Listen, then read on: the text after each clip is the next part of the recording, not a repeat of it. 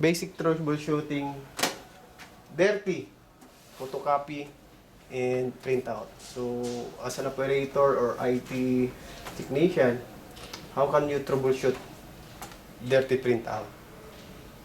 How? So, for example, this is the original. You will put in this is the ADF, this is the automatic document feeder. Then, if you're using this one, it uses the glass, this one. So, if the printout or the photocopy, this is for the photocopy only. So, it will not use a glass. Printing, no need for using this one. So, if photocopying, ADF, it will use this one. So, if the dirty, all you need to do is use the cleaner. Then, dry cloth. Okay? So, you have just to clean this area. And if you're using this one, the flatbed, so this is the flatbed, just clean. And if you want to erase something in your notebook, then you're going to use liquid. Sometimes there's a tape. Yeah. Okay. Some lecturers, they're using liquid eraser. So sometimes, even if it's not dry, they will put in a photocopier, then it will touch the glass.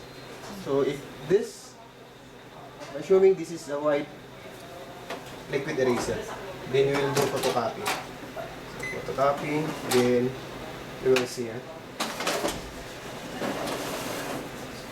So, as you can see, the original, we will wait for the warm up.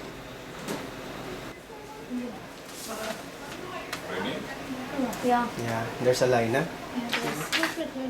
The original, and this is the line. So, what you need to do is just open the PDF.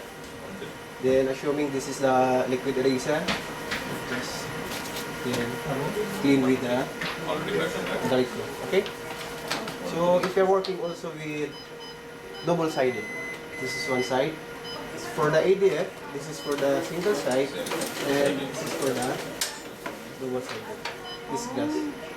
So, it's an arrow to unlock. Okay, therefore, then you have to clean this part. So, this area for the double-sided. Okay, so if you are done, then okay. Assuming you're done with the ADF, so this is the flatbed. Sometimes, so for the cleaning of the mirror, you can use this cleaning liquid.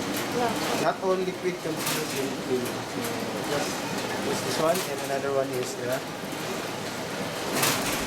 contact cleaner. But if you will do, if you're not so sure, just turn off the machine. But if only the very part is here, just spray. Okay? So this is for the flatbed. Okay, we're done with the glass. Next, you have steel. Dirty print out. So you need to wait. I clean this part. Then photocopy and printing steel. Dirty. So that's the time you're going to open the inside part. So check for the another part, which is the drum. Okay? So the drum, just observe the drum inside.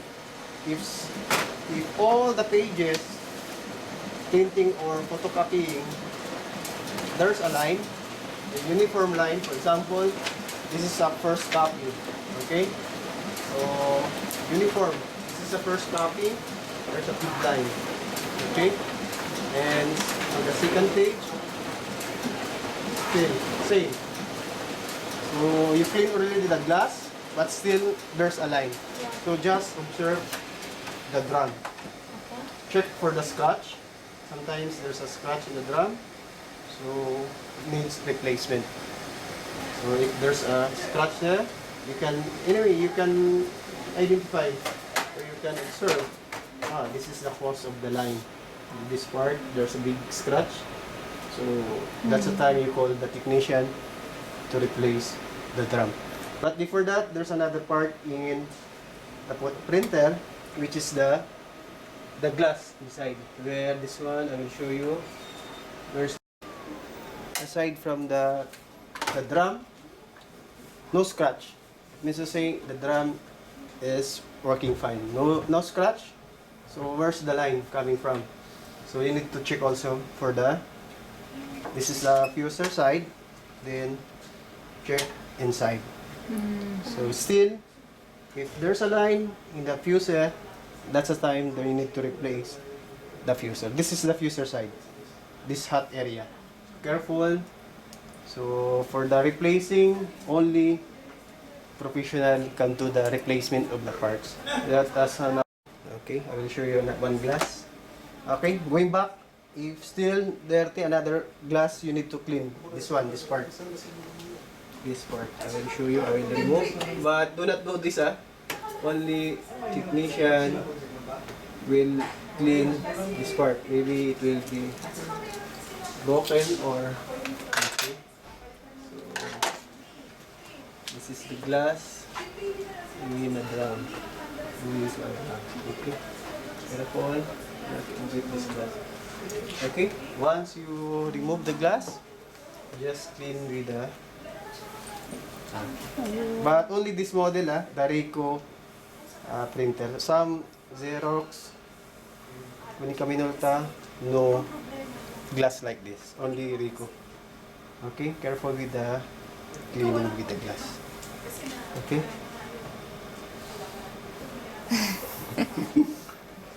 This is, we don't know how much is this.